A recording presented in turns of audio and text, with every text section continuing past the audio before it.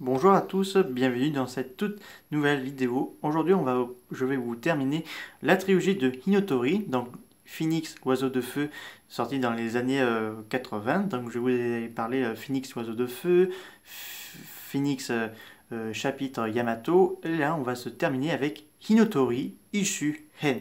Donc Oiseau de Feu, l'univers.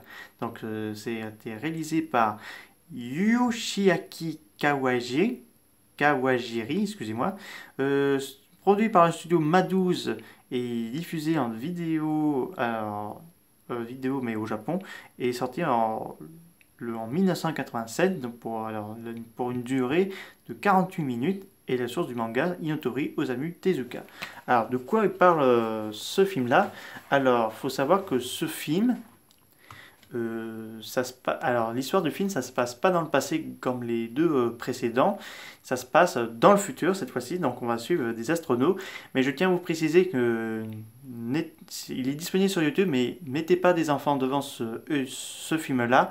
C'est l'un des plus sombres des trois, et surtout des scènes assez gore pour certains des scènes, donc ce n'est pas fait pour des adolescents, oui, mais pour un enfant de 8 ans, non, pas pour le moment.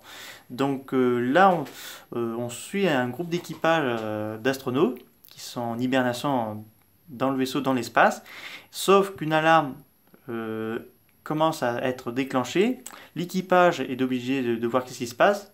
Il découvre un corps, donc un cadavre, un squelette. Donc le capitaine ordonne d'évacuer le vaisseau et avant de partir, il voit un message que on l'a assassiné. Donc là, le capitaine a été comment dire, stupéfait. Donc là, l'équipage est évacué, sauf qu'ils sont pas sortir d'affaires parce que la plupart d'entre eux vont être perdus dans l'espace, d'autres vont s'atterrir dans une planète inhabitable.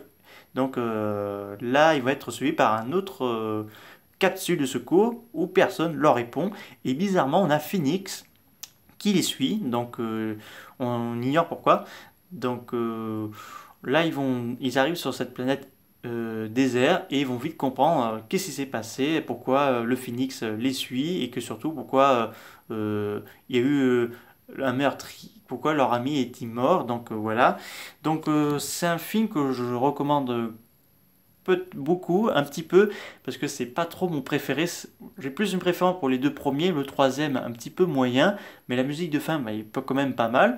Le Phoenix est quand même toujours splendide, euh, parce que de toute façon c'est fait par le studio animation Osamu Tezuka, donc ils font bien les choses.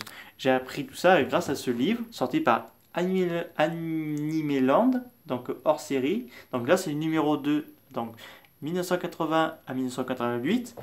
Donc j'avais vu le film bien avant que je trouve j'achète ce livre, mais bien avant qu'il apparaisse.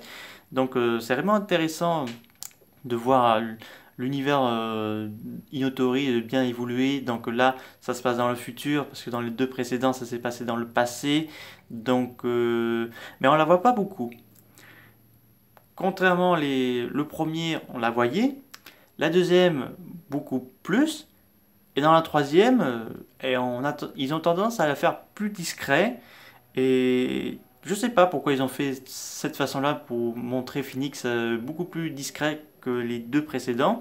Donc là, en tout cas, on a des petites références parce qu'on a un monsieur qui a un nez presque forme de cornichon. Donc on verra dans la plupart des personnages de l'univers d'Osamu Tezuka. Et donc c'est pas mal, je vous recommande un petit peu quand même. Il est disponible sur YouTube en sous-titres français. Donc je vous essaierai de mettre les liens des trois films dans cette vidéo. Donc ça vaut le coup de quand même de regarder, d'apprendre un peu plus sur cette franchise d'Osamu Tezuka, qui est dommage qu'ils ne sont pas sortis en DVD chez nous en France. Et ce serait bien si euh, Walters White, je ne me rappelle plus la marque du DVD France, production de DVD français, ou même Kazé, ça pourrait bien qu'ils les ressortent chez nous en France. Donc on verra bien. Donc voilà, c'est la fin de cette vidéo. N'hésitez pas à me dire ça dans les commentaires. Je vous dis au revoir.